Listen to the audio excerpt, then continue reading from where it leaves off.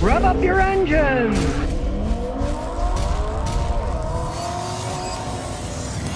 Today I'm going to talk about things that used to work great, but the new version's not so great. 18-year-old Toyota Matrix still runs like a top, gets 37 miles a gallon on a highway. Body's held up, no rust. And aside from the crappy plastic handles, of which I've replaced all 4, and the passenger side too, of course, it's definitely the best car I ever bought for the money, bought it used. The new Corollas, maybe not so bulletproof, because the technology under the hood has changed too much. Toyota just recalled over 42,000 Toyota Corolla Cross hybrids because the braking boost system may not boost the brake while you're taking a corner. Now, interesting enough, this is a Cambridge, Ontario built 2007 Matrix. It's got power disc brakes with a booster, but they didn't have a law back in 07 in Canada that they had to make these things with ABS, so it has no anti-lock brakes. So there's no computer systems to go bad. But in the case of the Toyota Corolla Cross Hybrid, that also has regenerative braking. Everything's run by computers. The computers are screwing up, so when you're taking a corner, you step on the brake, the booster isn't boosting the brake system correctly. You don't have enough brake power. That can't happen in this car. It doesn't have such technology. And Honda's just recalling 720,000 Civics, Accords, and CRVs because their high-pressure fuel pump might start leaking gas and start a fire. Now, Hondas have always made pretty reliable cars, and, of course, the original Hondas, just like the Toyotas, when they had carburetors, had a little mechanical fuel pump that bolted on the engine, put out 2.5 pounds per square inch pressure to the carb. Pretty simple, right? And went on, like in this 07 Matrix, they hid the fuel pump inside the gas tank because it's a fuel injector car, not carburetor, and those pumps can put out like 45, 50 psi, not all that much pressure. But in the GDI fuel injection systems that many modern cars use, they have 2 pumps. They got one in the gas tank that puts out just a few psi, and it pumps it to the main pump, which is on top of the engine. And that GDI pump, gasoline direct injection pump, can set up pressures anywhere from 300 to 2200 psi. That's a lot of pressure. They're not made right. They leak. And where are they? Almost all of them put them on top of the engine. Where they leak, you're gonna have a fire. And here's the sad part is they're leaking. Now, I've been working on cars for 57 years now. I just had a birthday. The old-fashioned ones that only put about 2.5 psi, they would wear out over time because they were just a rubber diaphragm. It would leak, and they'd cost $30, take you 20 minutes to put one on. It was no big deal. And they'd go out every once in a while. But when they went to these electric pumps in a fuel tank, I only ever had to change in my whole history one electric fuel pump on a Toyota in the past. And that was because it had sat for 15 years with the tank full of sludge and it rusted up. And if you wonder how many Honda electric fuel pumps that they have in the gas tank I replaced, the answer is none. I never had to replace one at all. Now they're making brand new vehicles that are either brand new or 1 year old, and Honda's got to recall 720,000 of them because that high pressure pump can crack and cause a leak. So this is where you're being fooled by a name, because they had a great name. Honda makes great engines, right? Toyota made great cars for a long time, but both of them are starting to slip somewhat. Now, I'm not saying go out and buy a Chrysler. They're 10 times worse, right? Dependability that used to be there just isn't there anymore. Now, sure, in this 07, I would have rather had metal door handles because I had to replace, like I said, all 4 of them over the course of the years because they crack and break because they're cheap plastic junk. And I did replace the grill with this cool chrome plated one. It didn't cost that much aftermarket because the old rubber plastic one was cracked and looked ugly, and this looks a lot better. But that's minor stuff. When you're talking major stuff like the engine starting on fire, or the engine starting to burn oil and blowing up, or the transmission going out, those are things that you don't want to get involved in buying. That's why I tell people, if you want a car that's going to last a really long time, try to limit your exposure to this high technology. For example, I had a guy that brought me a Hyundai Elantra the other day, and it was a 1.6 GDI turbocharged engine. Little engine, really had a lot of power to it. He was already on the second engine, and it only had 74,000 miles on it. They can't take the extra pressure, especially when they're a lower quality product like a Hyundai. And I have a customer with a 2020 Ford Transit Connect, the little bitty Ford Transit vans, not the big ones, the little ones. He runs a business where he delivers things all the time. He got the 2-liter 4-cylinder non-turbo engine because he wanted something that would last forever. He didn't go with a little 4-cylinder 1.6 EcoBoost. He didn't go for a big EcoBoost. He went for the 4-cylinder conventional engine that doesn't have a turbocharger because he knows it's going to last longer. I took your advice, Scott. He said, I got the non-turbo because I want something to last forever. He bought it in 2020, and now, almost 5 years later, he hasn't had any problems with it at all. But the customers of mine that bought the turbocharged ones, the engines never made it to 100,000 miles before either the turbo or the engine blew on the things. You don't want extra high pressure technology if you can get away with not having it.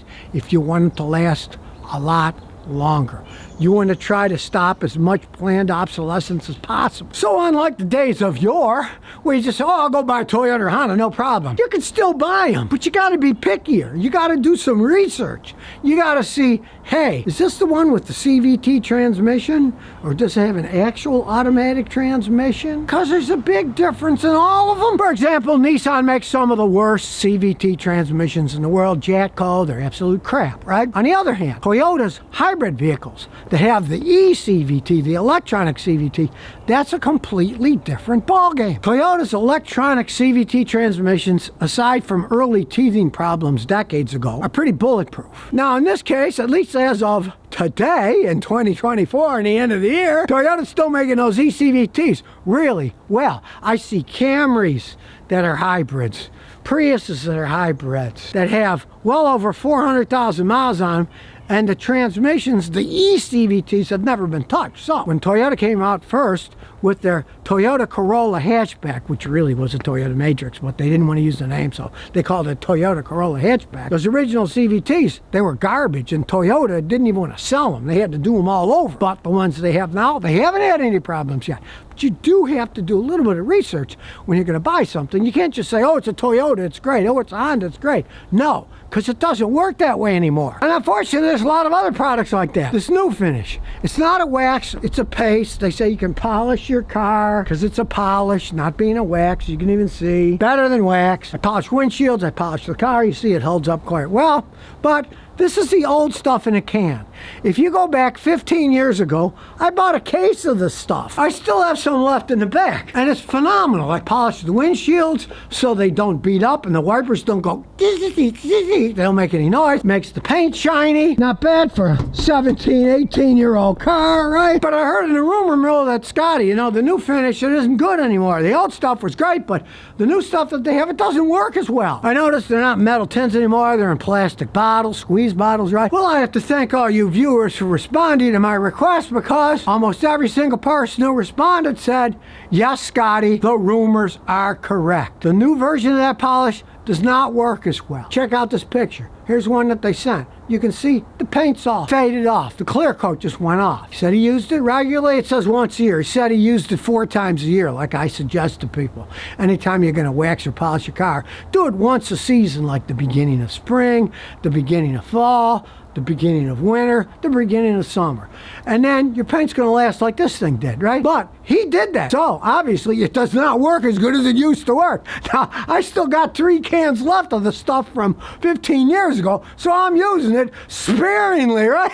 Because I know I can't replace it anymore. So I do have to say, my new favorite is this lithium seal and squeal. Interesting enough, it says the same thing. It says it lasts for up to 12 months. Now, I've still got some of my old stuff left that I'm doing this on, so I'm not changing. But I'm trying this out on my motorcycles, on my son's cars, on my wife's Lexus, and we'll see how this holds up over time. I've been using it for over a year, and I haven't had any problems with it yet. Now, it says it's chock full of active amino polymers.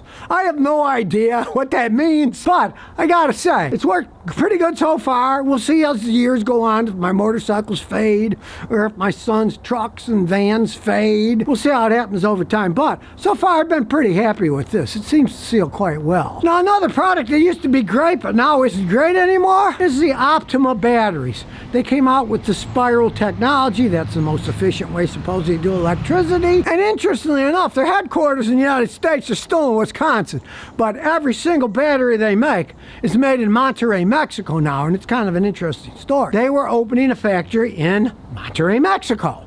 And the workers were told, don't worry, that's just for our overflow. We can't make enough batteries for the rest of the world. We'll still keep the factory open. And then a few years later, guess what? Now they only make them in Mexico. And let me tell you something. Ever since they moved to Mexico, their quality has gone down the toilet. I saw many of the Optima batteries would last over 10 years, the ones made in Wisconsin. The Mexican-made ones, I saw them go bad at 6 months, a year and a half.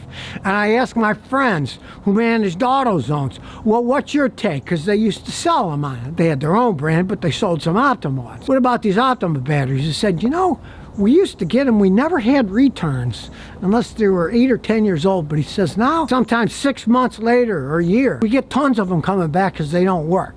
When they went down to Mexico, the quality went down the toilet. And it was a great product. I believe it started in Sweden in 1972, but today, no, I would not advise anybody to buy an Optima battery.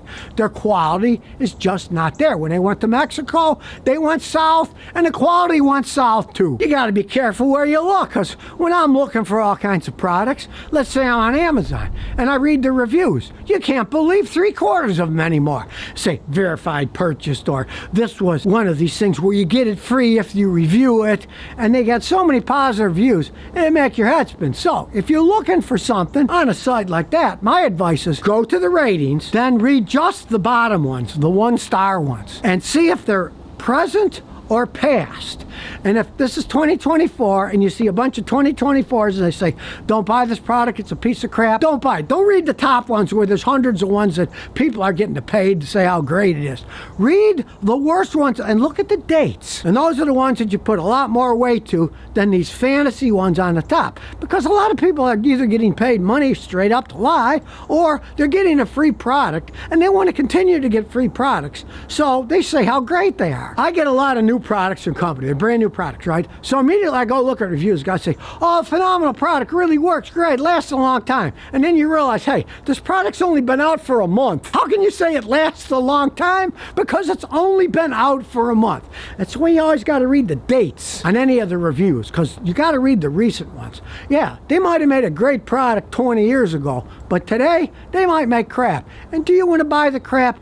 No. And a lot of companies have been bought out by Chinese companies. So a company that's got a great name, you think, oh, great company, but you don't know. The Chinese bought them out, and all the stuff they're selling you now is just the cheapest crap that they can get their hands on. You gotta know which companies are making good ones and which companies aren't. You can't just go by the names, because the names don't mean anything anymore. So hopefully all this information will help you out so you don't get ripped off and buy the wrong car or the wrong product. And if you've got comments on products you've tried out, hey, just email scottykilmer@gmail.com.